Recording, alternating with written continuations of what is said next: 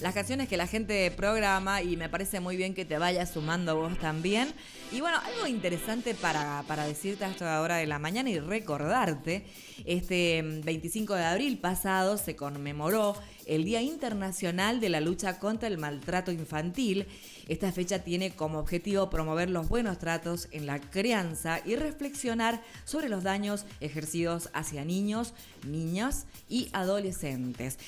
Habíamos quedado, te estuvimos prometiendo que iba a estar junto a nosotros una de nuestras columnistas psicólogas, un encanto para que ella te acerque más detalladamente esa información que vos estás queriendo escuchar con respecto a este tema tan serio que es el maltrato infantil. Así que le vamos a dar los buenos días a Ailín Grau Bazas. ¿Cómo estamos? Bien, buenos días para todos. Estamos bien. Un placer tenerte. ¿Cómo viviste el son de ayer? ¿Tranqui? Ay, no, terrible. Mucho dolor de cabeza, tierra, la casa. La casa, todo el mundo se queda. La casa, tierra. ¿Qué pasó con el sonda? Bueno, un placer tenerte como siempre, tanto vía telefónica, tanto presencial acá en el estudio. Es un temazo el del maltrato infantil. Tiene para 10.000 preguntas, pero bueno, sabemos que los tiempos en radio por ahí son un poco cortos, así que vamos a ir con 5 preguntas puntuales para Ailín, para que más o menos profundice en esto de el maltrato infantil. Vamos con la primera, ¿te parece? Empecemos con qué es el maltrato, que Ailín nos explique un poco qué es el maltrato infantil. Bien, el maltrato infantil en realidad es una problemática compleja porque intervienen muchos factores, diversos factores, digamos. Entonces, a grandes rasgos lo podemos entender como toda aquella conducta que afecta el desarrollo, el adecuado desarrollo, ya sea físico, cognitivo o emocional, de un niño, niña o adolescente. Es decir, por lo general tiene que ver con conductas que son ejercidas, o bien por las personas que están a cargo, que pueden ser los padres, tutores o personas significativas para los menores, o también puede ser ejercido por instituciones o por la sociedad. Bien. Por eso decía, ¿no?, de lo complejo de la problemática. ¿Cuáles son los tipos? Si hablamos de maltrato, ¿no?, infantil, encontramos como una clasificación. ¿Cuáles serían los tipos de maltrato? Hay muchos tipos de maltrato infantil, pero a grandes rasgos y en general se habla de los más importantes, que serían el maltrato físico, que bueno, que tiene que ver con conductas que dañan físicamente y que dejan un daño manifiesto. Pueden ser arañazos, golpes, quemaduras. Después tenemos la negligencia infantil o el abandono, que tiene que ver con la falta de responsabilidad, de cuidado, de atención a las necesidades del menor. Un ejemplo que suele pasar mucho con los adolescentes, por ejemplo, es el impedimento de la educación.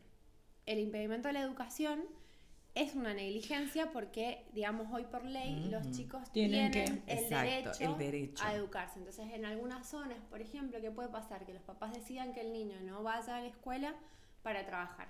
Digamos, en ese caso nos encontramos frente a algo que se llama negligencia. ¿Y qué pasa en el caso de que, porque muchas veces se da, de que el adolescente decide abandonar sus estudios y los padres, pero mira, porque pasan, esas cosas también pasan. Ahí hay que hacer, digamos, un trabajo que tiene que ver, que implica, digamos, distintas instituciones, el aspecto educativo desde la escuela, y también trabajar con los papás para llegar a ese adolescente y trabajar por qué no está queriendo. Pero sería considerado como maltrato también. Claro, así. En este caso, los padres siempre van a ser los responsables y los adultos siempre van a ser los responsables. Pero se los va a acompañar porque, bueno, también trabajar con adolescentes es complejo. Se ve mucho este tema en este año 2022. Se ve mucho, porque, viste, esto está siempre lo vemos desde el punto de vista en relación a otras épocas, en otros tiempos, donde por ahí la mentalidad quizá de la cultura de trabajo era otra y se usaba mucho o se pretendía que muchas veces las familias grandes con muchos hijos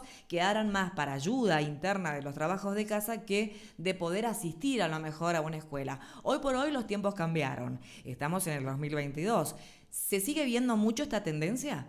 No se da tanto como en otras épocas, pero sigue pasando. Sigue pasando. Es algo con lo que se sigue trabajando, sobre todo en zonas más rurales. Ahí está, digamos, entonces ahí las escuelas, por ejemplo, tienen otro tipo de trabajo y otro acercamiento a las familias. Perfecto. Es cierto que pasa menos. Claro, pasa menos. Ha cambiado también la legislación con respecto al tema, pero sigue pasando.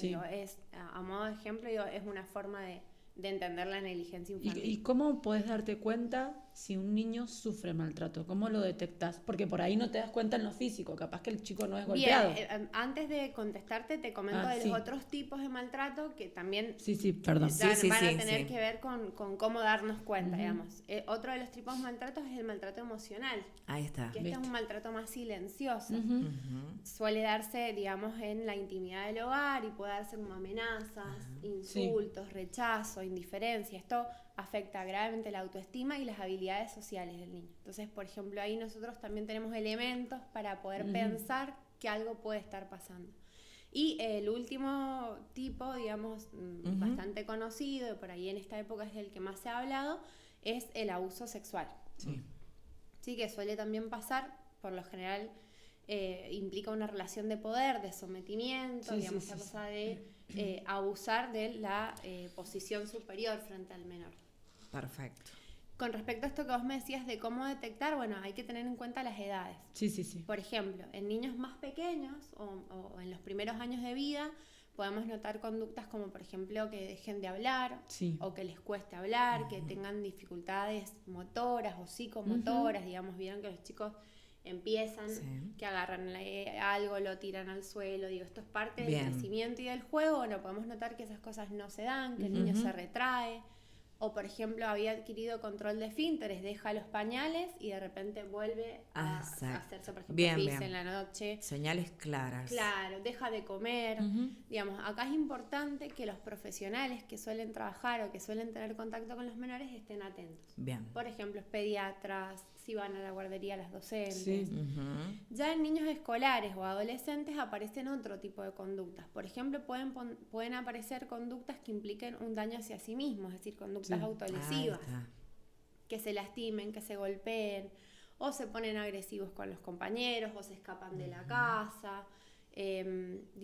Ahí hay que ir evaluando, pero pueden aparecer distintas conductas, digamos, para poder detectarlo, pero estar atento a qué está pasando. Puede haber bajo rendimiento escolar, por ejemplo. Por ahí entonces uno lo toma como un problema de aprendizaje y quizás lo que está pasando es otra cosa. Entonces, bueno, ir viendo cómo va evolucionando el chico. En los niveles de los tipos de maltrato infantil, ¿cuál crees, Ailín, que es el que lleva, digamos, el puesto, por decirlo, número uno hemos estado comentando, ha estado comentando Ailín con respecto a todos los tipos, y vos, ¿cuál crees para vos? Que es más frecuente, claro, que quizás. es el más frecuente o que estuviera en el puesto número uno, por así decirlo, fantasiosamente, de los tipos del maltrato infantil. Mira, es complejo porque en realidad yo creo que nunca se da de forma aislada un tipo de maltrato. Si bien uno por una cuestión de clasificación o de simplificar el tema los divide, por lo general los tipos de maltrato se dan en conjunto. Ahí está. Digo, lo que por ahí suele suceder es que el maltrato emocional o el maltrato psicológico suele ser más silencioso. Ahí está. Y suele ser más difícil de identificar. Por ahí el maltrato físico es más evidente, un golpe, un arañazo, una quemadura, uno puede identificarlo más rápidamente. Más rápidamente, claro. El otro es como que es más silencioso, lleva un proceso más lento para descubrir, ¿no? A dónde se busca llegar. Pero, por ejemplo, el maltrato físico va acompañado de maltrato emocional o de maltrato psicológico. Tienen como relaciones entre sí. Es complejo diferenciarlos porque cuando se presentan suelen darse en conjunto, digamos. Entonces es difícil pensarlo. Pero sí el psicológico tiene esta característica de que cuesta identificarlo un poco más. Y nosotros, o sea, ¿cómo podemos actuar ante un caso de maltrato infantil? Nosotros como sociedad quizás por ahí, porque bueno, vos sos psicóloga, pero nosotras no. Bien, lo que uno tiene que hacer en esos casos es siempre remitirse a los organismos estatales que están dedicados a la infancia. O sea, si nosotros detectamos o sospechamos, porque muchas veces uno no tiene la seguridad de que algo está pasando, lo que corresponde, digamos, es derivar esta información que uno tiene a los organismos que están encargados de la infancia.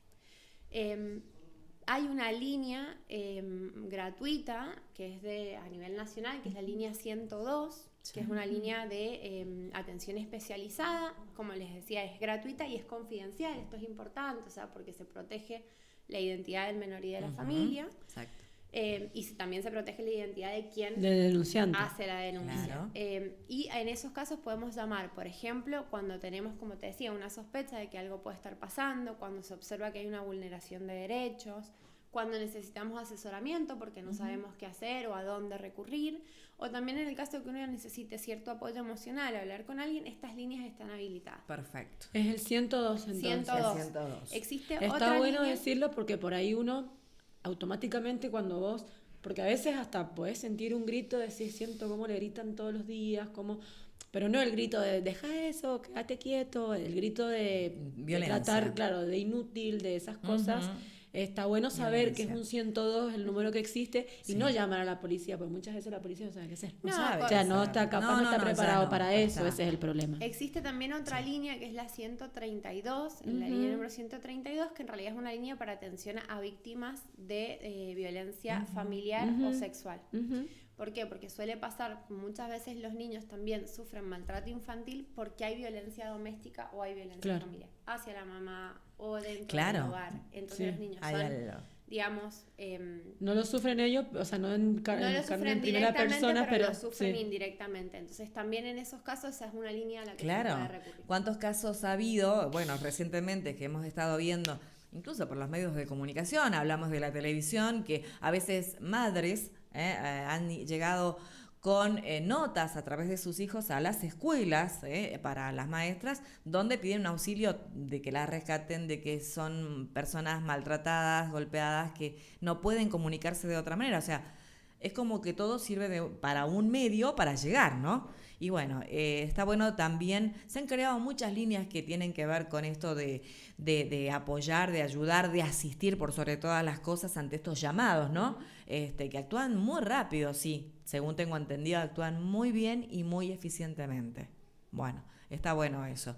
Ya también vamos a tener para las mañanas para recordar todas estas líneas, ¿sí? Cintia y Leila, está muy bueno para que las personas también las tengan presentes, ¿sí? Porque por ahí, no sé, ¿qué hago? ¿Qué llamo? ¿Dónde? Existe una herramienta que es muy interesante. Hoy, en la mayoría de los casos, uno tiene acceso a internet o con el celular o con algún dispositivo. Sí. La página de gobierno de la nación tiene las líneas y te dice a dónde puedes llamar y en qué casos. Entonces también esa es una herramienta a tener en cuenta. También es tener en cuenta que se está tratando en eso, que por ahí es muy... Estaría bueno que la gente se comprometa realmente, porque por ahí uno sabe, no sabes que yo sé que mi vecina, al nene, no sabes cómo o lo que fuese, lo que le hacen de más y no, pero yo no me meto, porque si yo me meto, después quedo mal yo y capaz es que estamos en ese es el yo problema. me meto. Bueno, parte de lo que yo les decía de remitirnos a los organismos tiene que ver con eso. Es bueno que los organismos investiguen, evalúen qué es lo que está pasando y determinen si existe o no maltrato infantil. Esta también es una manera, yo como vecino, como parte de la sociedad, puedo tener una sospecha. Después son los organismos quienes tienen que determinar en qué grado, si esto existe y cómo. Por eso es importante remitirnos a los organismos estatales. Bueno, seguimos con más preguntas. Habíamos hablado de los tipos de maltrato infantil. ¿Qué consecuencias tiene? Bien, como te decía, más allá de las consecuencias físicas manifiestas, vamos a ver consecuencias a nivel conductuales. O sea, esto que decíamos, estas conductas que pueden aparecer a nivel emocional del niño, y también a nivel social. Esto puede afectar las habilidades sociales, las relaciones con los pares, con los docentes en la escuela, digamos. Suelen presentarse en conjunto, digamos, las consecuencias. Bien, suelen presentarse en conjunto.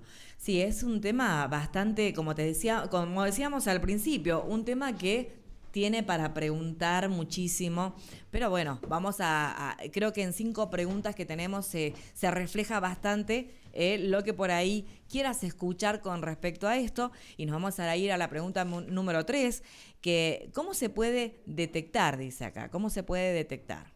Bueno, un poco la forma más rápida. Un poco es lo que le comentaba recién a Cintia, tiene que ver con observar y ver cuáles son las conductas del niño, dependiendo de la edad. Digamos, hay ciertos signos de alerta que nos van a poder dar indicio de que algo puede estar pasando. Exacto. Como te decía recién, bueno, si por ejemplo dejó de comer, si tiene problemas para dormir, si tiene pesadillas en un niño chico, o ya a nivel escolar, el bajo rendimiento escolar, o se pelea con los compañeros, son todas conductas o situaciones que nos pueden alertar de que algo está pasando. Exacto, que hay algo que no está funcionando bien del todo.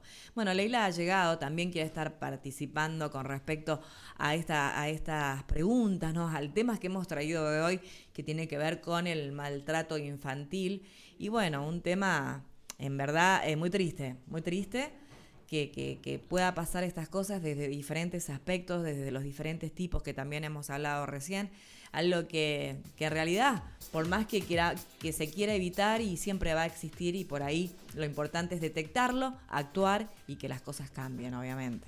Leila, ¿querés una pregunta, alguna inquietud para Ailín? Sí, Ailín, las estaba escuchando. Mi pregunta es, ¿cómo se puede prevenir? Bien, lo que se hace a trabajo de prevención se da en 3 niveles. La prevención, ¿sí? Tenemos lo que es prevención primaria, que es una prevención que va dirigida a toda la población, que tiene que ver con evitar factores de riesgo y potenciar aquellos factores protectores frente al maltrato infantil. Por ejemplo, la formación de profesionales en atención al menor, lo que yo les comentaba recién, bueno, que los pediatras, los docentes, quienes trabajan con menores puedan estar atentos a lo que está pasando. Exacto. También fomentar valores de estima hacia la infancia, hacia la mujer, hacia la paternidad. Tiene que ver con entender, digamos, qué implica ser padre, qué implica la menoría. Por ejemplo, lo que nosotros estamos haciendo en este momento tiene que ver con la prevención primaria. Es información que se le brinda a la sociedad para que ellos puedan identificar, saber qué hacer, cómo actuar ante una situación. Perfecto. El segundo nivel de prevención, que sería la prevención secundaria, se da ya, digamos, con la población de riesgo. Es decir, en este caso ya se trabaja para identificar o reconocer casos de maltrato infantil y derivarlo a los organismos que corresponden. Y el tercer nivel es la prevención terciaria, que ya, digamos, tiene que ver con la rehabilitación. Es decir, el maltrato infantil existió y lo que se hace es tratar de rehabilitar tanto al menor que ha sido víctima de maltrato infantil como a los maltratadores. Ahí está. Por ejemplo, puede pasar, como les comentaba recién, que en una familia haya violencia doméstica y haya también, digamos, alguna otra problemática de salud mental, como consumo de sustancias por parte de alguno de sus progenitores. Entonces, en ese caso, ¿qué se hace? Se trabaja con el progenitor que tiene esta problemática de salud mental. Bien. Digamos, esta es una manera de trabajar el maltrato, de un curso de paternidad, de entender la infancia, digamos. Poder hacer esto, rehabilitación, una vez que ya existió el maltrato. Por eso, digamos, es como el último nivel de prevención. Bien. Buenísimo. Es como que el abanico se amplía ahí ya para ir erradicando el problema desde arriba, que ya viene, ¿no?, afectando estas vidas de estos chicos, que es la verdad que uno se pone a pensar, y las cosas que ve y las cosas que se habla del maltrato infantil, y vos decís, no te lo podés explicar, en realidad no podés entender a veces esas conductas. Y qué bueno que hayan personas como Ailín que trabajan sobre estos temas, porque deben ser unos temas bastante difíciles, ¿no? De recuperarse estos chicos, ¿no? Deben pasar por muchísimos tratamientos, fases, digamos, ¿no?, para llegar a volver a sentirse íntegros, ¿no?, y seguros de sí mismos. Última pregunta, Leila. Así es. ¿Qué se puede hacer ante un caso de maltrato infantil? Bueno, un poco lo que yo les comentaba recién a las chicas era esto de remitirnos a los organismos estatales que están dedicados al cuidado de la infancia, y si no, existen, como decíamos, las líneas gratuitas. Bien. Sí me parece que es importante conocer que hay instituciones que se dedican al cuidado de la infancia. Digo, ¿dónde nos podemos acercar? Por ejemplo, al juzgado de menoría y familia, las ETIs, digamos que son organismos que están dedicados específicamente al cuidado de la infancia. Muy bien. Perfecto. Ailín, y como última pregunta, ¿hay muchos casos de maltrato infantil acá en la zona este? Mira, hay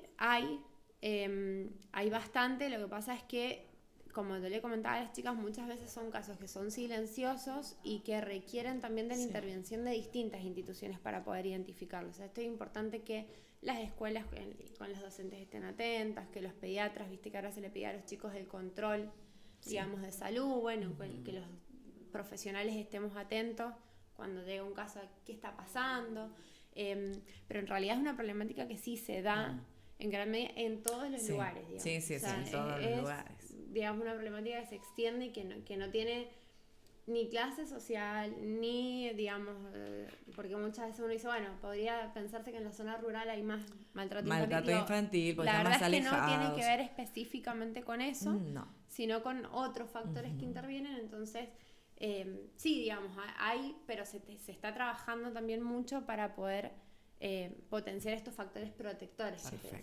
Perfecto.